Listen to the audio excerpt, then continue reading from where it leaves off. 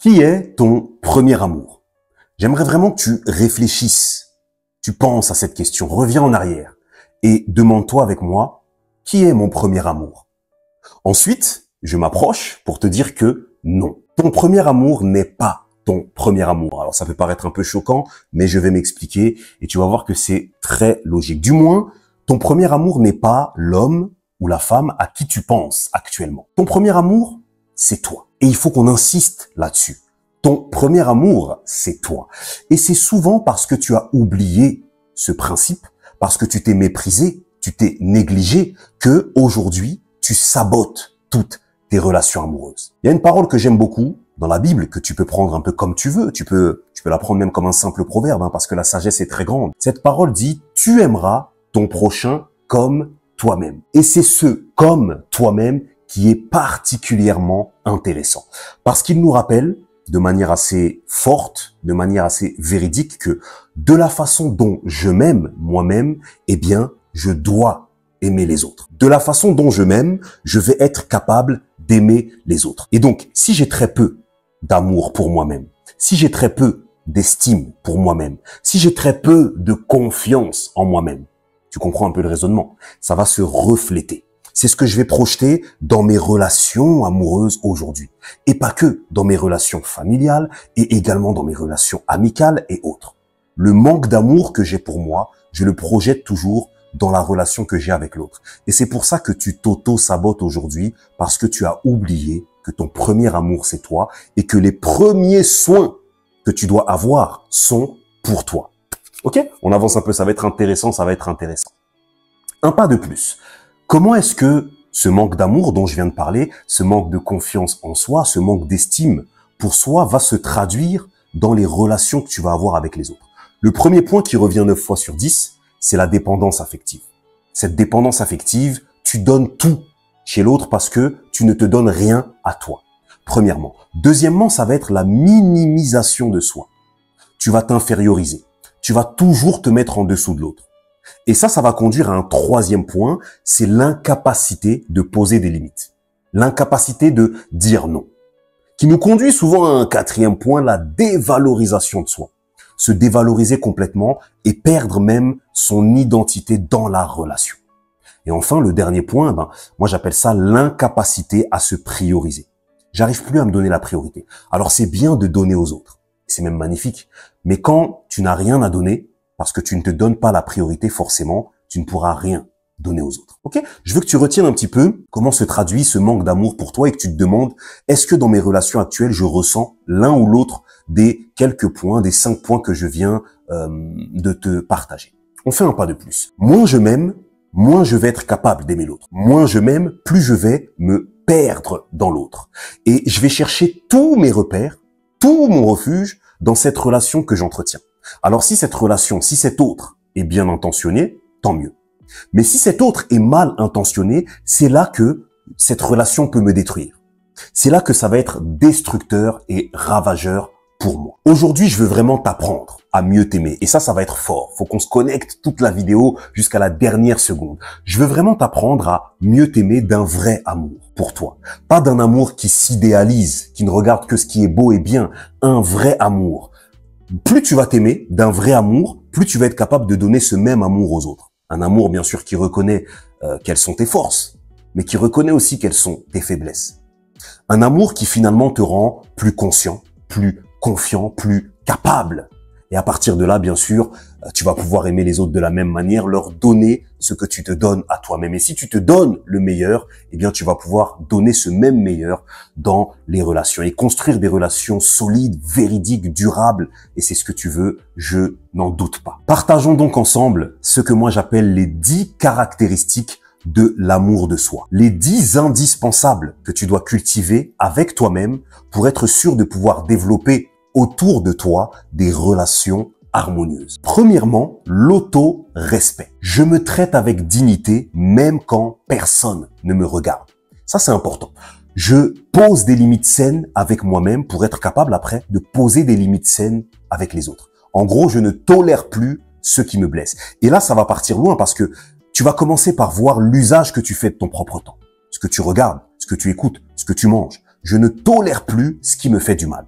premièrement. Deuxièmement, l'acceptation de soi. Je reconnais mes forces, parce que j'en ai. Je reconnais aussi mes failles. Je m'accepte dans mon entièreté, dans ma globalité. Je ne dis pas que tu dois te résigner à tout ça. Valorise tes forces, combat tes faiblesses. Mais arrête de lutter contre qui tu es. Parce que c'est le premier moyen que tu vas avoir devant toi pour t'auto-saboter. Lutter contre qui tu es. Accepte-toi dans ta globalité. Troisièmement, l'écoute de soi. Je prends le temps d'écouter mes besoins, mes émotions, mes silences. S'aimer, c'est aussi savoir s'arrêter. Ne pas être dans le bruit permanent pour écouter ce dont j'ai besoin. M'écouter pour savoir ce dont j'ai besoin. Qu'est-ce qui est prioritaire aujourd'hui pour moi? Et souvent, on ne s'écoute pas et à cause de ne pas s'écouter, on se rend compte 2, 3, 4, 5 ans plus tard que nos besoins ont évolué sans qu'on s'en rende compte. Quatrièmement, la bienveillance envers soi. Bienveillance signifie veiller au bien. Alors veille à ton propre bien. Parle-toi comme tu parlerais à quelqu'un que tu aimes profondément. Si tu as des gens autour de toi que tu aimes, eh bien parle-toi comme tu leur parlerais en les valorisant, en les aimant. Finis les discours internes, les dialogues personnels durs, intolérants, méprisants. À partir de maintenant, donne-toi de la tendresse comme tu voudrais en donner à quelqu'un que tu aimes profondément. Cinquièmement, la capacité à dire non, à poser des limites. Je te rappelle que dire non n'est pas une preuve d'égoïsme. Ce n'est pas du rejet envers l'autre. C'est une belle façon aussi de te protéger.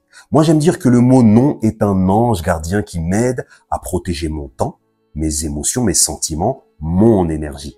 Et c'est en aucun cas de l'égoïsme. Sixième caractéristique, la fidélité à tes valeurs. Je ne me trahis plus pour plaire aux autres ou pour être aimé des autres. L'amour de soi, c'est aussi refuser de se compromettre, refuser de se plier à ce qui te déconnecte profondément de toi. Septième caractéristique, très importante, le pardon envers soi-même. Combien s'enferment dans une culpabilité parce qu'ils ne sont pas capables de se pardonner un acte, une parole, un comportement vécu souvent il y a tant d'années.